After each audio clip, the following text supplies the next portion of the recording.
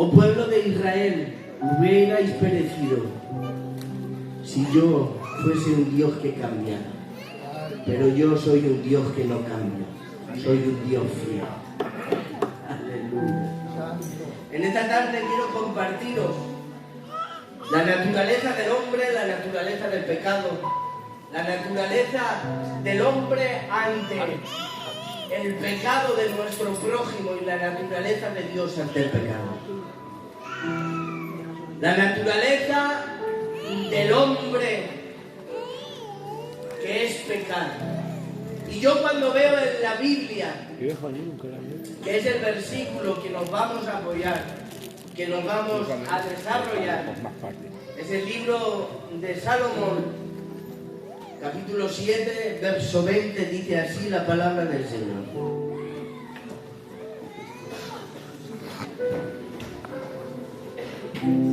Ciertamente, no hay hombre justo en la tierra que haga el bien y nunca peque. Aleluya. Tomen asiento, por favor.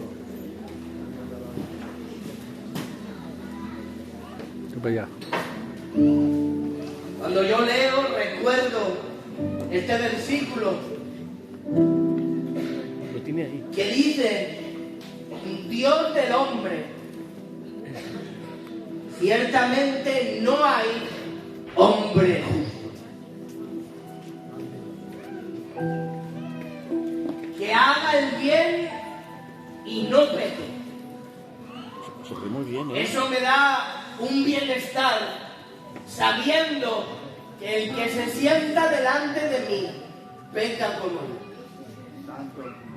Que el que se sienta a mi derecha, a mi izquierda y detrás de mí, delante de Dios es un pecador igual que yo. Y eso me llena a mí de alegría y de gozo de alguna manera, de saber que delante de Dios todos somos iguales. Amén. Que no hay distinción de personas. Que el pecado no es catalogado y etiquetado. Que al religioso le dice que también es un pecador. Amén. Que el que pasa por el púlpito, Dios le dice que es un pecador. Que el que canta cánticos para él, Dios le dice que es un pecador. Porque Dios dice: ciertamente no hay justo ni a un uno que haga el bien y nunca peque. Todos están destituidos de la gloria de Dios. Eso es la naturaleza del hombre. La naturaleza del hombre es vengarse. La naturaleza del hombre es hacer mal. La naturaleza del hombre es tener malos pensamientos. Y dice David de sí mismo, alguien que lo ha entendido: he aquí, en maldad he sido formado, y en pecado me concibió mi madre. David lo ha entendido, que tiene una naturaleza de pecado, que sus designios, pensamientos y deseos es un continuo hacer el mal. Esto es lo que dice David de sí mismo. David dice que en pecado lo ha formado su madre. Salomón dice que no hay justo ni aun uno que haga el bien y nunca peque. Salomón, David. Pero Juan, el discípulo amado, dice: si decimos que no tenemos pecado, nos engañamos a nosotros mismos y la verdad no está en nosotros. Esto no lo está diciendo absolutamente alguien que conoce nuestro obrar. Es Dios el que está diciendo: no hay nadie que no peque. No hay nadie que no mienta. No hay nadie que no tenga pensamientos contrarios a la palabra del Señor. El apóstol Pablo tiene que decir de sí mismo que es un vendido al pecado. y que en la trayectoria de su cristiandad se ha dado cuenta que él, queriendo hacer el bien, hace el mal, y haya esta ley en sus miembros, que el mal está en él. Aleluya. Esta es la naturaleza del hombre de pecado, que tiene una inclinación hacia el pecado, que tiene unos deseos pecaminosos hacia el pecado. Y tomaremos un personaje. Dios lo había hecho todo bueno y en gran manera. Lo dice los primeros 3 capítulos de la Biblia: Génesis capítulo 1, Génesis capítulo 2 y Génesis capítulo 3. Dios lo había hecho todo bueno y en gran manera. Hasta que Eva obedece y presta oído a la serpiente, porque no debemos de prestar oído a pensamientos que nos llevan contra Dios. Todo lo que pase por tu mente y esté en contra de Dios es un pensamiento satánico. Lo reprendo en esta tarde en el nombre de Jesús. Todo lo que te lleve a pensar, actuar o reaccionar en contra de Dios no es un pensamiento lícito para llevar a cabo. Es un pensamiento satánico, es un dardo del enemigo que te quiere sacar fuera del camino de Dios. Yo no sé si en esta tarde habrá alguien aquí con pensamientos que quieren desviarlos de la voluntad de Dios. Hoy te digo en el nombre de Jesús, levanta tu mano y abre tu boca y reprende a todo espíritu que te quiere sacar fuera de la voluntad de Dios. El pecado ha entrado en escena. Eva le ha dado de comer a Adán. Dios se ha enterado. ¿Dónde estás, Adán? Adán se esconde, porque cuando pecamos tratamos de esconder nuestro pecado. Tratamos de esconder nuestro comportamiento. Tratamos de esconder aquello que hemos hecho mal en contra de Dios o en contra de nuestro prójimo. Tratamos de esconderlo, pero Dios le hace la pregunta a Adán no porque desconociera la situación, sino para que Adán confesara su situación. Amén. Aleluya. A veces Dios nos hace preguntas para que confesemos la situación en la que nosotros nos encontramos. ¿Dónde estás, Adán? ¿Dónde estás, Adán? ¿Acaso has comido del árbol que te dije que no comieras? La mujer que me diste me dio a comer. El ser humano, la naturaleza del ser humano siempre es echarle la culpa a los demás. No, yo no fui inducido, me engañaron. Pero ahí Dios nos da una enseñanza a todos nosotros, que cada uno de ellos tuvo su responsabilidad.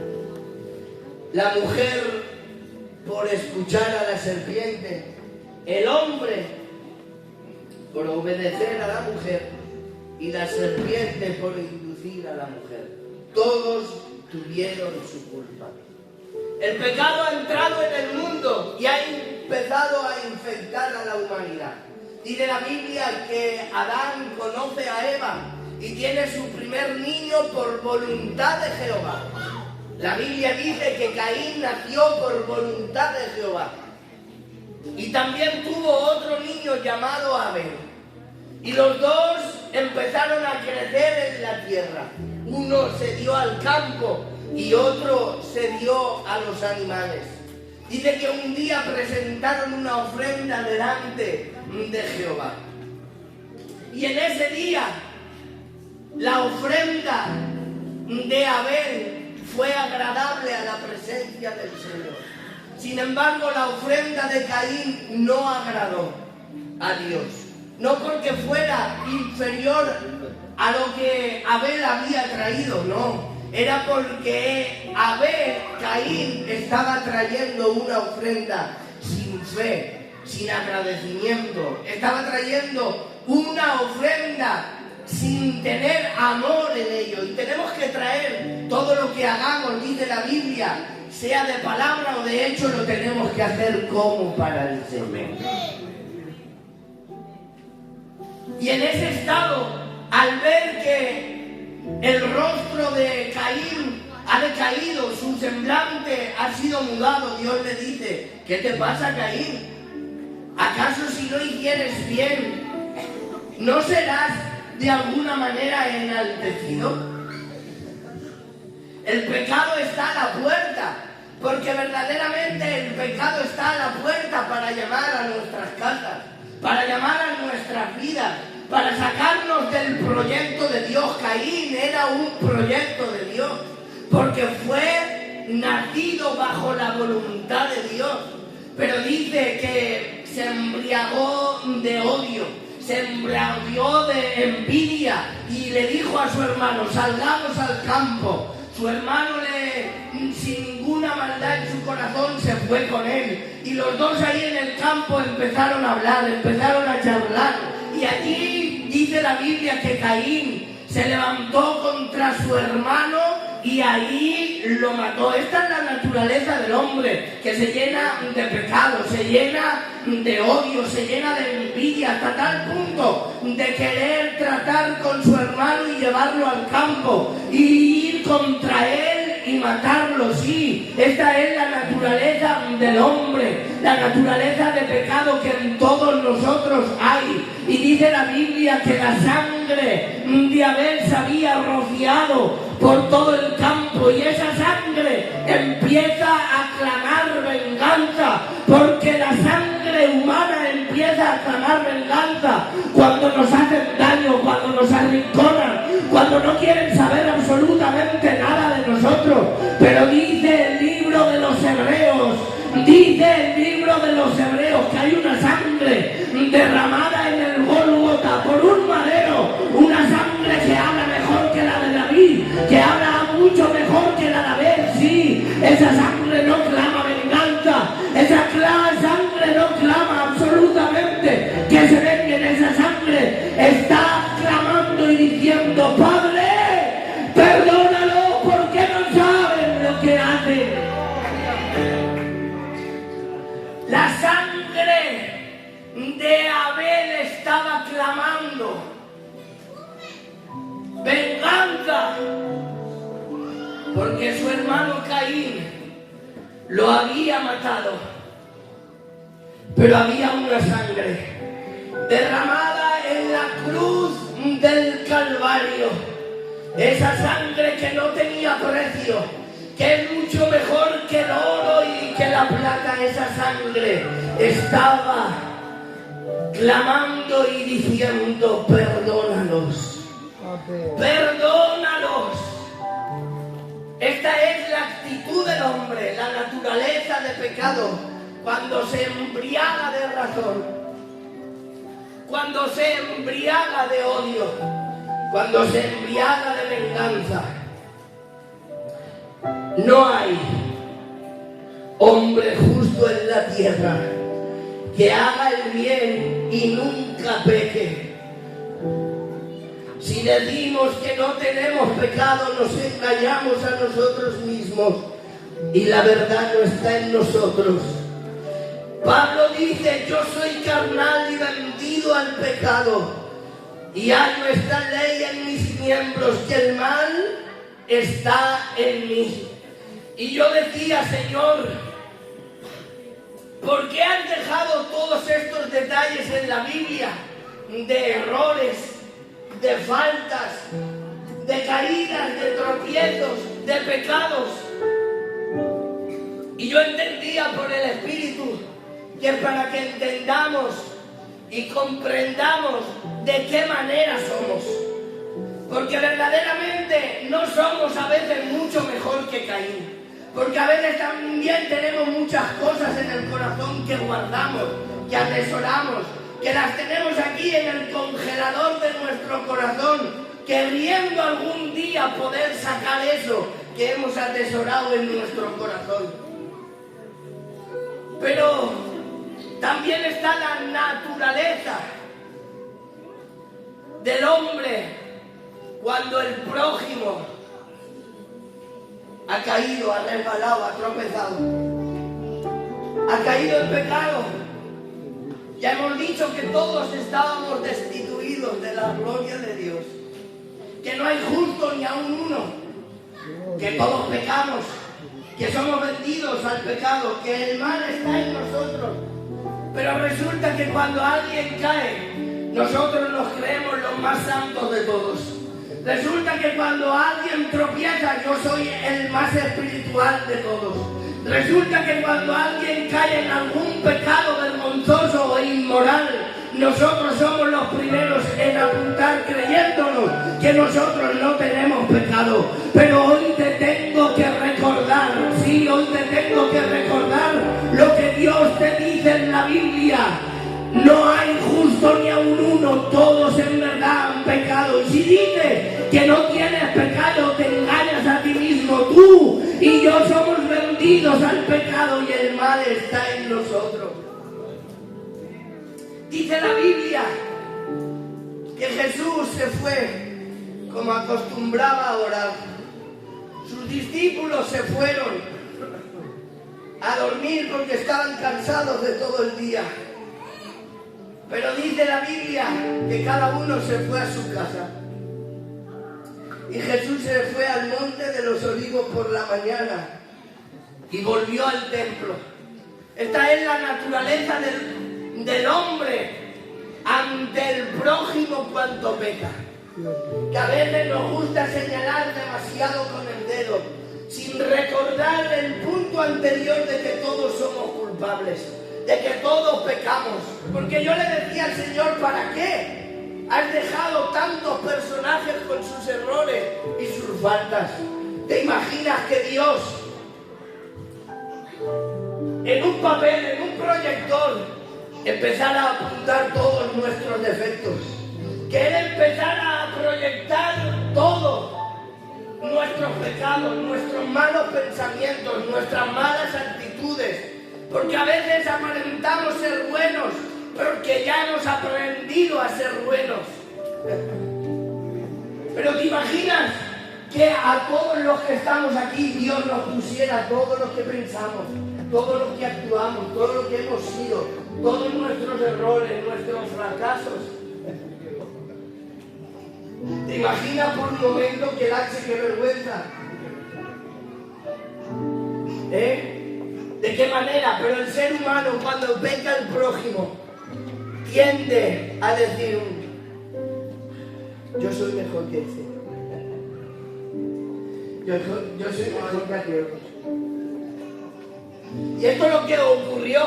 Es la naturaleza del hombre ante el pecado del prójimo. Hemos dicho que la naturaleza de pecado en el hombre es lo que yo soy.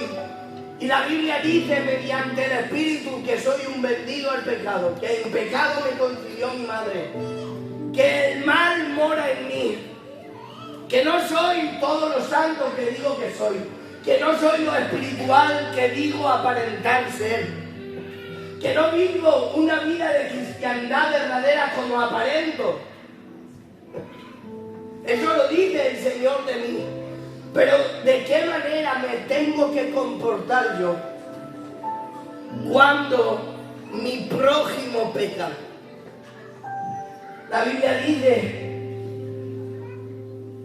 que Jesús estaba enseñando allí en el templo y los que se creían santos, perfectos, que no pecaban, que no tenían tacha, que no tenían mancha, que eran perfectos, que iban con sus filacterias, que los que tenían que ser misericordiosos eran los que apuntaban y señalaban. Dice que una mujer fue sorprendida en un acto inmoral. Aquellos que deberían de ser misericordiosos cogieron a aquella mujer que fue sorprendida. Se ve que el hombre salió corriendo y no les dio tiempo. Y cogieron a aquella mujer débil e indefensa. La cogieron y la trajeron delante de Jesús. Los que habían nacido en pecado vinieron a traer a una mujer para inculparla, señalarla, avergonzarla y con el deseo de apedrearla. Esa era la naturaleza del hombre ante el pecado del prójimo. Y allí, en esa situación fatídica, escribas y fariseos le dicen al Señor: Señor, la ley de Moisés dice que a tales mujeres hay que apedrearlas. Que a tales mujeres hay que quitarles la vida porque han tenido un fracaso, porque han tenido un error, porque han cometido pecado y han transgredido la ley. El Señor misericordioso está escribiendo en tierra. Ya los ha escuchado, pero se lo vuelven a repetir. Esta mujer ha sido sorprendida en un acto inmoral. ¿Qué hacemos con ella? Y el Señor Jesús, recordándoles el primer punto, les dice: el que esté libre de pecado, que tire la primera piedra. Y esta es la naturaleza de Dios, que cuando nosotros caemos, que cuando nosotros resbalamos, es verdad que la gente nos apunta, que la gente nos señala, que la gente dice el mal que hemos cometido, pero el Señor sale del cielo en nuestra defensa diciendo: el que esté libre de pecado, que tire la primera piedra. Hoy tengo que decirte y recordarte que tú eres un vendido al pecado y que cuando alguien de nuestro cuerpo, que es la iglesia, cae, resbala, tenemos que tener el sentimiento de Dios, como Él hizo: el que esté libre de pecado, que tire la primera piedra. Sí, el apóstol Pablo lo entendió muy bien y nos lo dejó escrito en el libro de Gálatas. En el libro de Gálatas, capítulo 6, verso 1.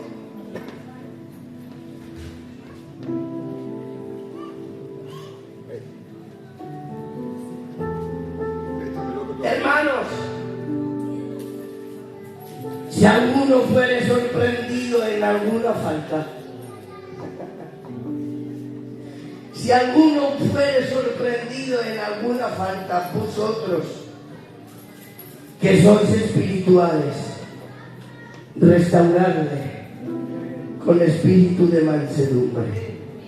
Y ahora dice: considerándote a ti mismo la naturaleza del pecado, recordándote de que tú también eres un pecador delante de Dios. No sea que tú también seas tentado. Yo cuando veo, entiendo, comprendo y lo aplico a mi vida, sabiendo que yo delante de Dios no tengo nada para ofrecer en mi salvación. Entiendo y comprendo que cuando alguien cae, tropieza o resbala, tengo que comportarme de la misma manera que quiero que Dios se comporte conmigo. Hermanos, si alguno fuere sorprendido en alguna falta, y a lo largo de nuestra vida no vamos a tener alguna falta, a lo largo de nuestra vida no vamos a tener algún tropiezo, a lo largo de nuestra vida no vamos a tener algún fracaso, a lo largo de nuestra vida no vamos a tener algún pecado, claro que sí, pero para eso tenemos que tener el Espíritu Espíritu de Cristo en nuestra vida para entender y comprender que de la misma manera que Dios me perdonó a mí, a ti también te puede perdonar. Amén. ¿Cuántos le creen? Levanten su mano y gritan para Él un fuerte gloria a Dios. Y un fuerte aleluya.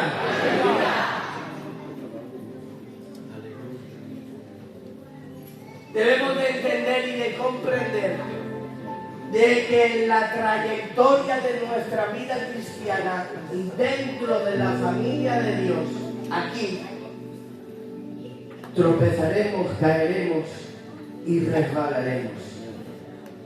Y que el primer punto de nuestra naturaleza de pecado nos tiene que recordar el segundo punto para no pasar por él.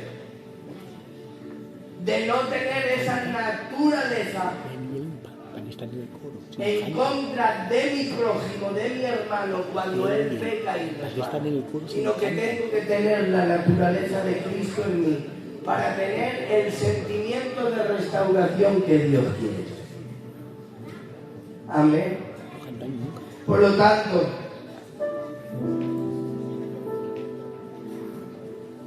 recuerda lo que dice la Biblia, que no hay justo ni aun uno, ¿verdad?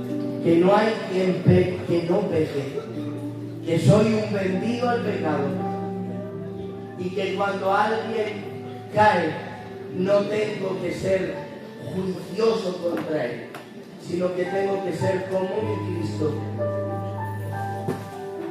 restaurador, perdonador, consolador, que levanta, que comprende.